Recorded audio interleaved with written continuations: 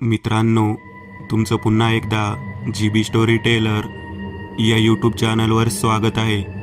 आजच्या आपल्या गोष्टीचं नाव आहे कांता. लेखक राहुल सांगळे.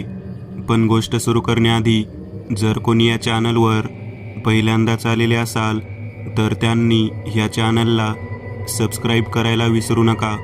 चला तर मग अजिबात वेळ न घालवता गोष्टीला सुरुवात करूया.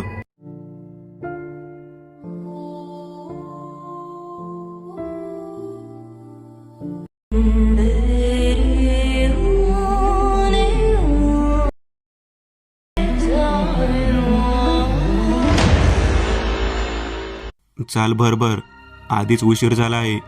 त्यात हे रणरणत ऊन. बापरे, कधी पोहोचणार आपण? भक्ती एकसारखं राहुलच्या मागे भुनभुन करत चालत होती. आज राहुल आणि भक्तीचा 12वीचा रिझल्ट होता. दोघेही एकाच वर्गातले, पुण्यात नावाजलेल्या अशा कॉमर्स कॉलेजचे दोघे विद्यार्थी आणि दोघेही खूप हुशार. लहानपणापासून दोघेही एकत्रच वाढलेले, म्हणून दोघांची घट्ट मैत्री होती. एका चाळीत दोघांचे लहानपण गेलेले. घरातले एकमेकांना चांगलेच ओळखीचे, म्हणजे घरच्यांसारखेच. आज त्यांचा रिझल्ट असल्याकारणाने दोघे पण घरातून लवकर निघाले होते.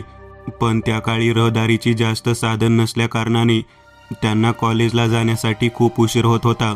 म्हणून त्या दोघांनी रस्त्यावर कोणाकडून लिफ्ट भेटते का ते पाहण्यासाठी रस्त्यावर येणाऱ्या कार आणि व्हॅनला हात करू लागले. अगं भक्ते, नाही कोणीच थांबणार, चल चालतच जाऊ. एव्हाना मुलांना रिझल्ट वाटला देखील असेल. मला इतक्या उन्हात खूप तहान लागली आहे. चल ना, आपण ते पलीकडे रसाचे गुराळ दिसत आहे तिथे जाऊन दोन मस्त गारगार रस पिऊया. असाही उशीर झालाच आहे. अरे नालायक, बावळट, गधड्या, जरा वेडा आहे का तू? इथं मी जीवाचं रान करून लिफ्ट भेटण्याचा प्रयत्न करते आणि तू कसा रे असा सुंभासारखा? जरा कर ना काहीतरी, बघ ना भेटते का नाही कुठे लिफ्ट. बरं बाई थांब, येऊ दे आता एखादी गाडी, करतो प्रयत्न. असं बोलून राहुलने थोडा वेळ गेल्यानंतर रस्त्यावरून जाणाऱ्या एका व्हॅनला हात दाखवला आणि त्या दोघांना बघताच ती व्हॅन त्यांच्या जवळ येऊन थांबली. ती व्हॅन थांबली आहे कळता क्षणिक राहुल आणि भक्ती दोघे पण पळत त्यांच्या जवळ येऊन थांबले. गाडीच्या आत 2 30 ते 35 वयातील तरुण होते. त्यांना राहुलने विनंती केली, प्लीज, आज आमचा रिझल्ट आहे, खूप उशीर झाला आहे, आम्हाला कॉलेजपर्यंत लिफ्ट देता का? असं बोलताच त्या दोघांनी राहुल आणि भक्तीला गाडीत बसवले. त्यानंतर गाडी चालू झाली. तो क्षण आणि त्यानंतर 2 दिवसानंतर अचानक एका अनोळख्या ठिकाणी एका पडक्या वाड्यात दोघांना बंदिस्त करून ठेवले असता दोघे शुद्धीत येतानाचा क्षण. मागे 2 दिवसात त्यांच्यासोबत काय घडलं याची दोघांना जराही कल्पना नव्हती. त्यांनी लिफ्ट म्हणून हात केलेला. त्या दोघांनी त्यांना या वाड्यात बंदिस्त करून ठेवले होते. पण आश्चर्याची गोष्ट म्हणजे त्या वाड्यात सर्वत्र अंधार पसरला होता आणि जाण्या येण्यासाठी कुठेही जागा नव्हती. मग त्या दोघांना तिथं बंदिस्त करताना कोणत्या दरवाजातून आणले गेले? ए भक्ती, भक्ती उठ, जागी हो, शुद्धीत ये, जरा नीट इकडे बघ माझ्याकडे. ए भक्ती. भक्ती अजून देखील शुद्धीत नव्हती. कसेबसे डोळे चोळत ती राहुलच्या आवाजाच्या दिशेने प्रतिक्रिया देऊ लागली. राहुल, राहुल, कुठे तू? अगं ये बावळट, इकडे तुझ्या मागच्या खिडकीत वर बघ, मी मागच्या खोलीत आहे. राहुल आणि भक्तीला 2 वेगवेगळ्या खोलीत बंदिस्त करून ठेवले होते. राहुलला बघताच भक्ती जोरजोरात रडू लागली. ए राहुल, आपण कुठं आलोय? कोणी आणलं इकडे आणि आपल्याला असं वेगवेगळं का ठेवलंय? मला खूप भीती वाटू लागली आहे. प्लीज कर ना काहीतरी, इथून बाहेर पडूया. जरा शांत हो आणि इकडे खिडकीजवळ ये, उठ लवकर, कोणी यायच्या आत. तशी भक्ती घाई करू लागली. ती खिडकीजवळ येते. ऐक जरा, भिंतींना किंवा जमिनीवर पाय आदळून बघ, कुठे पोकळ आवाज वगैरे येतोय का? मी इकडे बघतो. नक्कीच कुठून का होईना जाण्यासाठी जागा असणारच. आणि लवकर बघ, कोणी यायच्या आधी आपण इथून बाहेर पडूया. तसं बोलताच दोघेही कोठे रस्ता सापडतोय का पाहू लागले. बराच वेळ झाला असेल, पण दोघांना काही केल्या रस्ता सापडतच नव्हता. अखेर वैतागून भक्ती पुन्हा खिडकीत आली आणि राहुलला आवाज देऊ लागली, पण राहुलचा काही आवाज येत नव्हता. भक्ती जोरजोरात राहुलला आवाज देऊ लागली, पण राहुल काही केल्या ओ देत नव्हता. तसं भक्ती पुन्हा जोरजोरात रडू लागली. बराच वेळ गेला असेल आणि अचानक वरच्या कौलारू फटीतून राहुल भक्तीला आवाज देतो. आवाज ऐकता क्षणी भक्तीला खूप आनंद होतो. ती वर पाहते. वरून राहुल त्या वाड्यावरचे कौल काढत असतो. जसजसं एक एक कौल राहुल काढत जातो तसा आत उजेड येऊ लागतो आणि राहुल एक एक कौल काढत आत येण्याचा मार्ग करतो आणि वरतून खाली उतरतो. आत बराच उजेड येतो, त्यामुळे आज सर्व काही आता स्पष्ट दिसून येत होते. राहुलला बघून भक्ती खूप खुश होते आणि पुन्हा जोरजोरात रडू लागते. राहुल, आपण हे कुठे आलोय? मला घरी जायचंय. मला खूप भीती वाटते इकडे. प्लीज चल ना, जाऊया घरी. हो हो, चल जाऊया. हे बघ, इकडून या दोरीला पकडून तुला वर जायचं आहे. वाड्याच्या पलीकडच्या बाजूला मी शिडी लावली आहे, तिकडे. आपण समोरून नाही जाऊ शकत. जर चुकून समोर कोणी असेल तर आपण पुन्हा कैद होऊ. आवर, चल लवकर. हो हो करत भक्ती पटपट त्या दोरीने वर जात वरच्या बाजूला जाऊन थांबते. तिच्या पाठोपाठ राहुल देखील वर जातो आणि दोघेही एकमेकांच्या हाताला धरत हळूहळू खाली उतरण्यासाठी पुढे जात असताना अचानक भक्तीचा पाय घसरतो आणि तोल जाऊन ते दोघेही त्या निसरड्या कौलारू पत्र्यावरून घसरत वाड्याच्या एका खोलीत पुन्हा जाऊन पडतात. दोघांना दुखापत होते. भक्ती पुन्हा रडू लागते. तिचा एक पाय फ्रॅक्चर झालेला असतो. राहुल कसाबसा तिला सावरत तिला उठवतो आणि खोलीतल्या एका खुर्चीवर जाऊन बसवतो. मग तो त्या खोलीतल्या चारही बाजूला निरखून बघतो. तिथे जुन्या काळात तमाशामध्ये नाचणाऱ्या बायकांचे फोटो असतात. त्यातल्या त्यात एक सुंदर देखणी तरुणी असते. तिचे फोटो जास्त असतात. राहुल सर्व फोटो नीट बघत बसतो. तेव्हा त्याला एका फोटोच्या मागे काही मजकूर लिहिलेला दिसतो. तो त्यांची जुळवाजुळव करत असतो आणि सर्व एकत्र करून तो ते वाचतो. त्यावरून त्याला समजते की या फोटोतील त्या तरुणीशी या वाड्याचा नक्कीच काही ना काही संबंध आहे. म्हणून आता राहुल खोलीत असलेले सर्व फोटो आणि कागदपत्रे तपासत राहतो. तेव्हा त्याच्या लक्षात येते की या तरुणीचे कांता नाव आहे आणि ती या वाड्यातील पाटलाने जबरदस्तीने आणून तिला याच खोलीत बंदिस्त केले होते. वरतून खाली पडल्यावर राहुलला देखील पायाला दुखापत झाली होती, पण तरीही तो आता या सर्व गोष्टींचा छडा लावण्याचा निश्चय करतो. तो भक्तीजवळ येतो आणि तिला सर्व हकीकत सांगतो. भक्ती आधीच खूप घाबरलेली होती, पण तरी देखील ते कांताचे पुढे काय झाले याचा तपास करू लागले. म्हणून दोघे पण खोलीतले सर्व दस्तऐवज तपासतात. जुने पुराणे सर्व कागद चालतात आणि इतक्यात भक्तीला एक फोटो सापडतो. त्यावर कांताचे संपूर्ण नाव आणि तिची सर्व हकीकत लिहिलेली असते. त्यावर तिचे सर्व वर्णन नमूद केलेले असते आणि त्याखालीच लिहिलेले असते, ते तिचे दुर्दैव.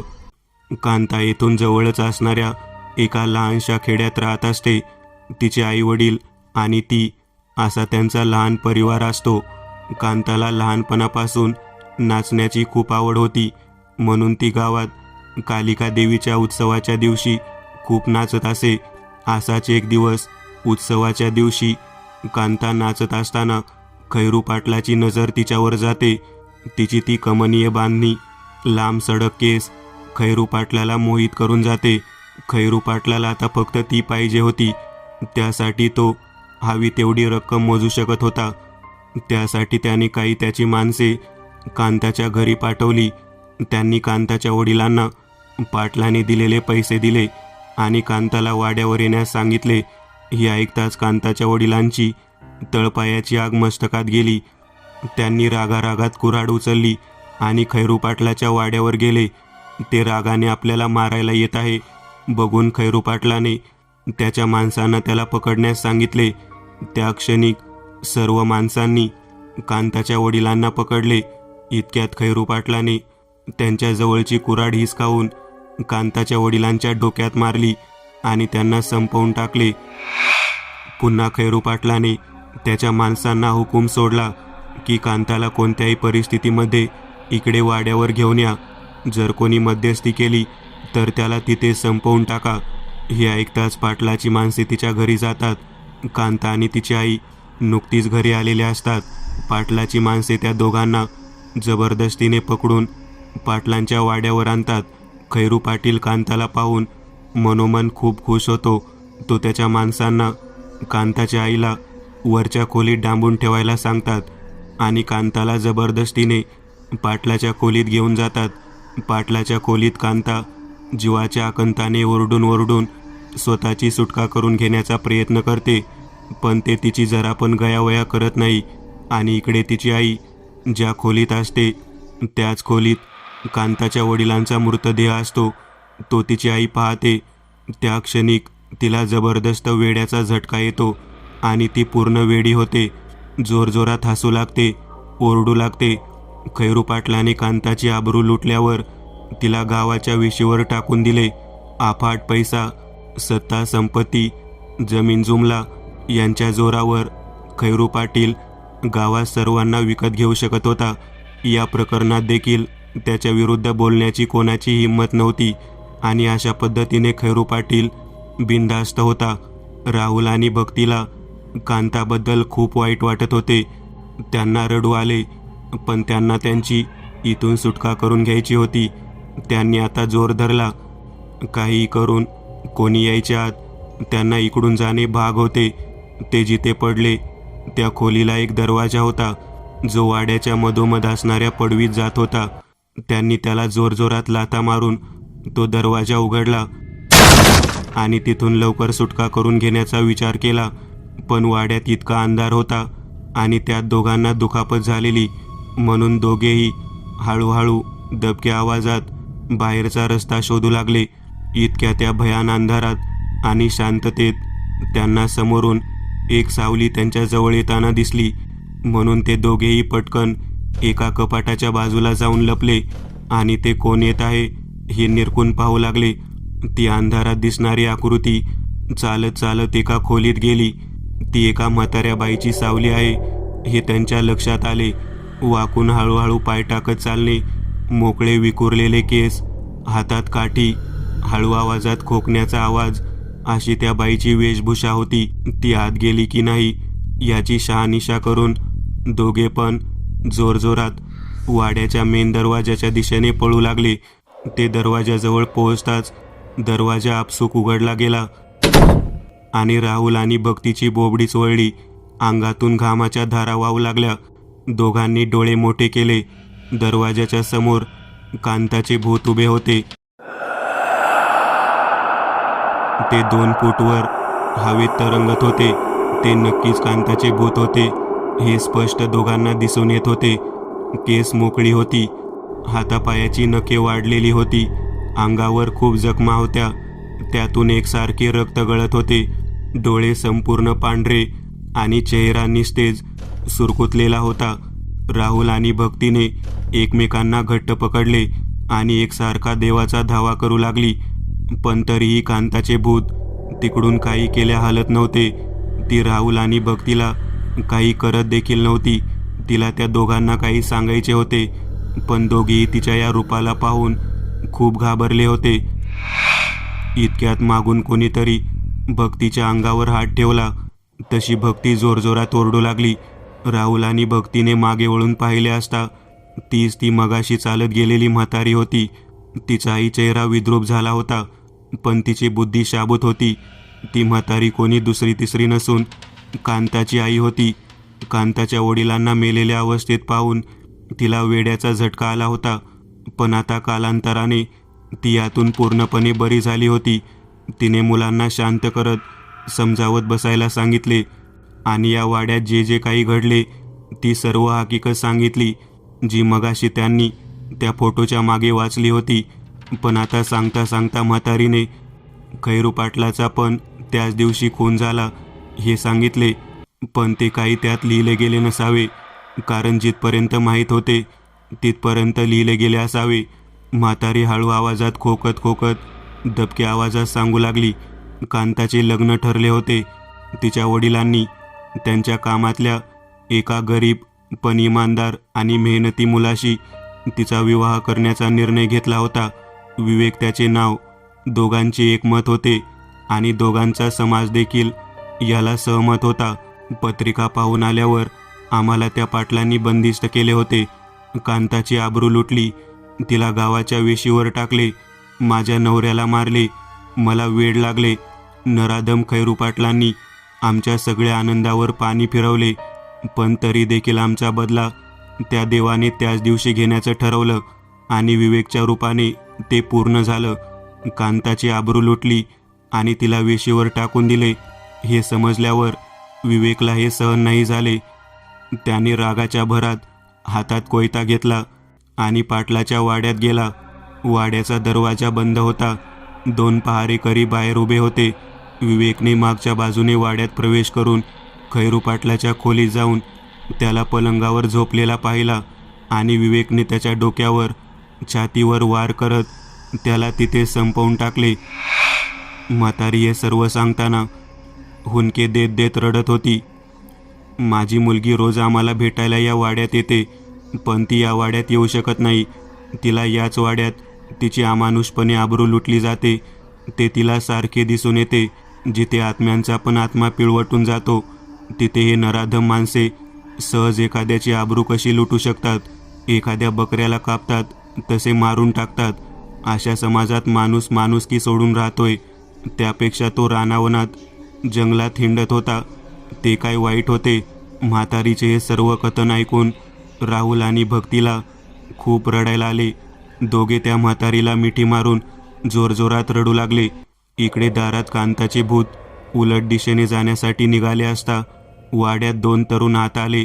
हे तेच होते ज्यांनी 2 दिवसांपूर्वी राहुल आणि भक्तीला लिफ्ट देण्याच्या बहाण्याने अपहरण केले होते. त्यांना पाहताच राहुल आणि भक्तीला लक्षात आले. त्यांनी म्हातारीला त्यांच्याबद्दल सांगताच म्हातारी बोलली, अगं हे दोघे त्याच पाटलाची मुले आहेत आणि आता तुलासुद्धा त्यांनी इकडे त्यांच्या वाईट हेतूनेच इकडे आणले असणार. असे बोलताच कांताचे भूत जोरात ओरडत किंचाळत तिने त्या दोघांना उचलून घेऊन गेले. मित्रांनो, आज पुरतं एवढंच. तुम्हाला जर काही गोष्ट आवडली असेल तर नक्की लाईक करा. तुमच्यापैकी बरेचसे जण व्हिडिओ लाईक न करताच पळून जातात, पण हा जर व्हिडिओ तुम्ही लाईक केला तर मला जरा बरं वाटेल आणि असेच भारी भारी व्हिडिओ बनवायची माझ्यात एनर्जी येईल. त्यामुळे नक्की लाईक करा आणि अजूनही कोणी या चॅनलला सबस्क्राईब केलेलं नसाल तर लगेच सबस्क्राईब करून टाका आणि बाजूची घंटी ती मात्र दाबायला विसरू नका. देवाची घंटी आहे ती. चला तर मग पुन्हा भेटूया अशीच एक आगळी वेगळी गोष्ट घेऊन पुढच्या